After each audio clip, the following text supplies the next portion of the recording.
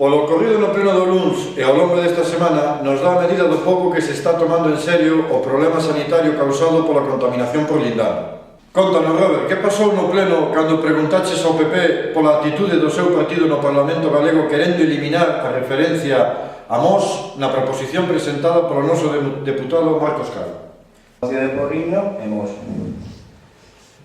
Para que esta proposición de lei saliera adiante, o Grupo de Marea tuvo que retirar o Concello de Mos.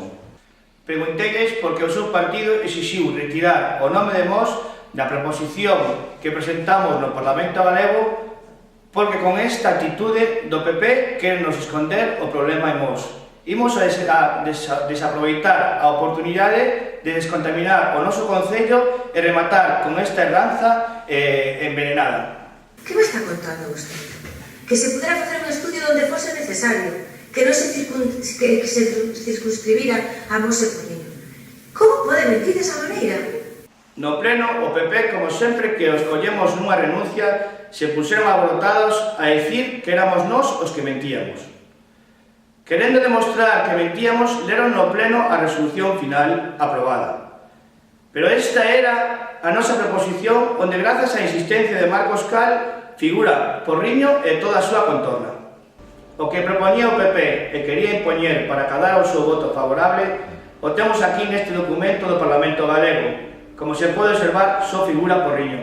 Están xogando electoralmente con este grave problema, achacando toda a culpa a Porriño, cuya alcaldesa é do PSOE, e ocultar a verdade en Mos para que non salpique o problema a unha alcaldesa do PP. Trata de que cando veña a empresa técnica que teña información de primeira man de onde poder realizar os traballos. Xa están traballando. Bueno, pues que xa están traballando. Que se poñan en contacto polo menos con esa plataforma. Xa están traballando. No pleno, o PP dixo, repetiu e insistiu en que xa se estaba traballando en Mos recollendo catas e non lo creímos. Eu, ao menos, pensei que era certo. Sabemos o pouco cariño que lle ten o PP a verdade, pero nunca pensei que nun tema tan importante como este foran tan irresponsables. Da nosa alcaldesa non digo nada, porque xa sabemos que hai tempo que Mos lle queda pequeno, e que só somos o seu trampolín para o seu salto a Xunta, pero o resto dos concelleiros seguirán aquí e terán que convivir cos veciños e veciñas, amigos ou familiares e deixáronos desamparados nas zonas contaminadas. Contanos, Cristóbal, como se desenvolveron estas conversas? Como dixo Román, no pleno do luns o PP dixo que Ptisa xa está como este. E como se pecharon en banda a que a Comisión do Lindano, recén creada, escoitara a plataforma anti-lindano da Lourinhã e que esta podera transmitirles a información que eles recabaron, entón chamamos a plataforma e dixemos que porque non chamaban eles mesmas directamente a Ptisa e pasabanlle toda esta información, porque era unha verdadera mágoa que se perdera por capricho do PP.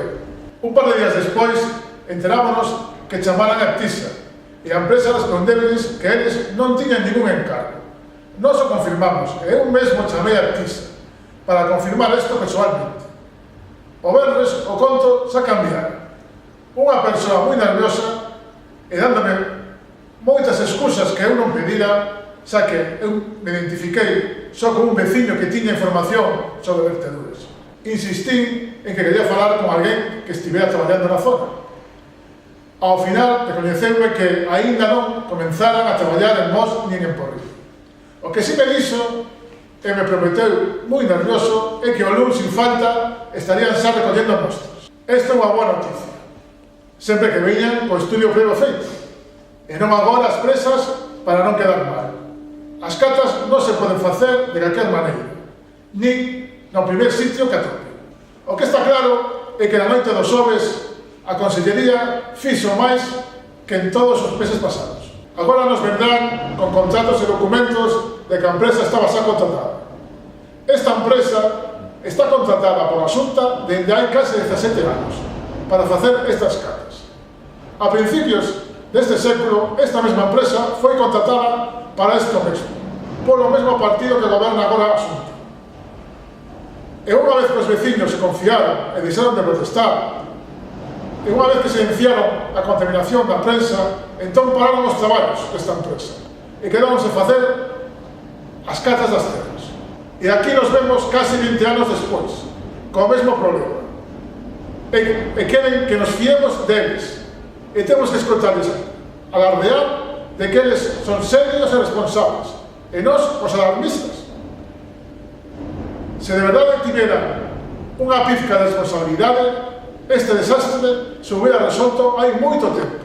Hai máis de 50 anos que o veleno está soterrado na Louriña. Hai casi 20 anos que a Xunta se comprometeu a analizar as terras e facer un plan de descontaminación.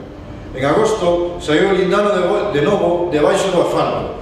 E a día de hoxe o PP ainda non fixo nada real e tangible por solucionar este desastre sanitario. Claro que as súas consecuencias do lindano, ese é o gran problema, pero evidente. No pasado pleno, o PP falaba das consecuencias sanitarias da contaminación e non atinaba a dicir que a era.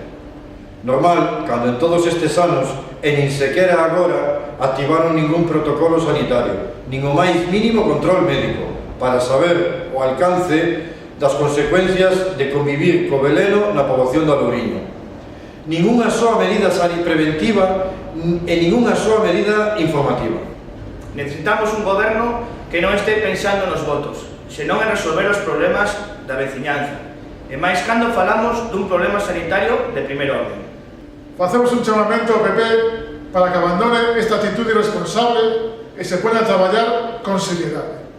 Este é un problema que hai que resolver xa, aquí e agora, para que os veciños podan voltar á normalidade o antes posible.